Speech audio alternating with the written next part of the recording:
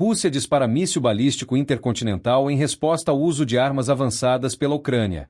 Recentemente, o conflito entre Rússia e Ucrânia atingiu um novo nível de intensidade após uma série de eventos que envolvem o uso de armamentos avançados e demonstrações de força.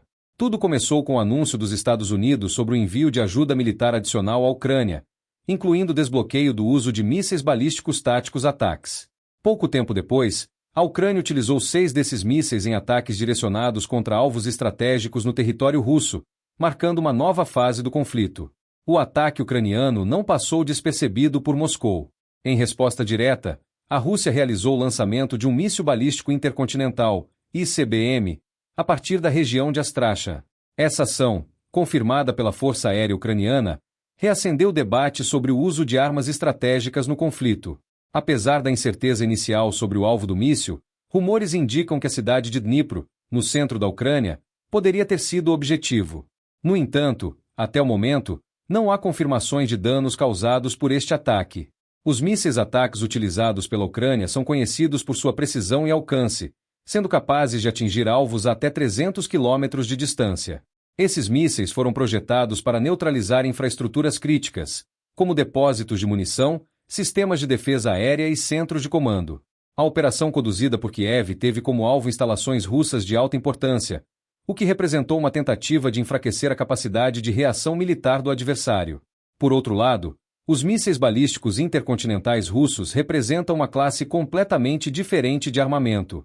Normalmente associados a ogivas nucleares, os ICBMs têm alcance superior a 5.500 km e são projetados para ataques estratégicos de longo alcance.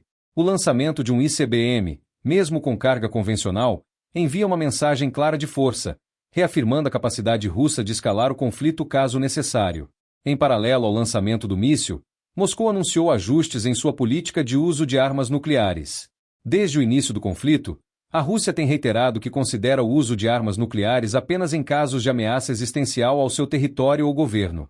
No entanto, analistas apontam que os recentes desenvolvimentos podem estar ampliando o espectro de situações em que tais armas poderiam ser consideradas. A possibilidade de uso nuclear é reforçada pelo fato de que a Rússia vem promovendo exercícios militares envolvendo suas forças nucleares. Esses exercícios incluem o teste de sistemas de lançamento e a mobilização de equipamentos de defesa contra ataques de longo alcance. Contudo, especialistas acreditam que o míssil balístico lançado pela Rússia no atual contexto foi equipado com uma ogiva convencional, projetada para envio de uma mensagem política mais do que para causar destruição em massa. A comunidade internacional reagiu com preocupação à escalada. Organizações como a ONU e líderes mundiais pediram moderação de ambos os lados.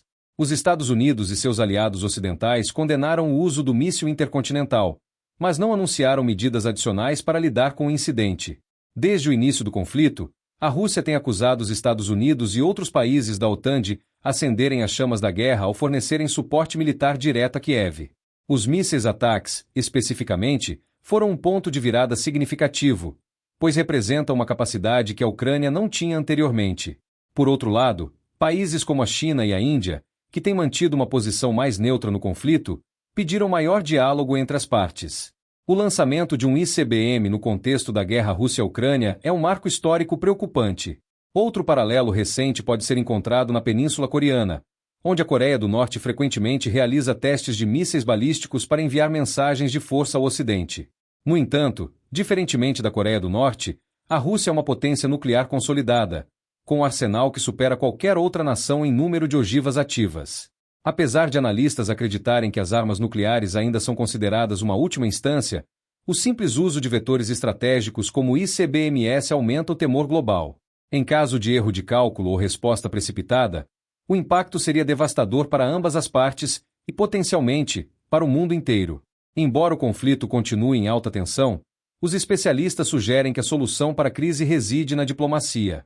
A Rússia exige garantias de segurança e neutralidade da Ucrânia, enquanto Kiev e seus aliados insistem na restituição dos territórios ocupados.